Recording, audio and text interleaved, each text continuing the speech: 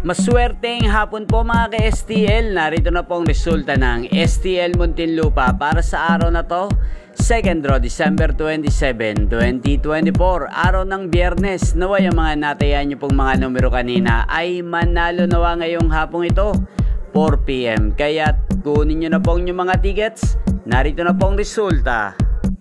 Ang mga numerong nanalo sa STL Muntinlupa ngayong hapong ito, December 27, 2024, 4 PM. Second draw result, 25 at 6 in exact order. Sa lahat po ng tumaya kanina sa STL Muntinlupa para second draw ng 25 at 6, congrats po sa inyo. Panalo po kayo again, 25 at 6.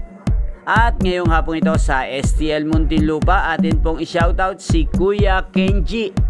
Kuya Kenji ng Muntinlupa, shoutout po sa iyo. Naway nasa mabuti ka pong kalagayan. At sa lahat po ng mga taga Muntinlupa dyan, shoutout po sa inyo.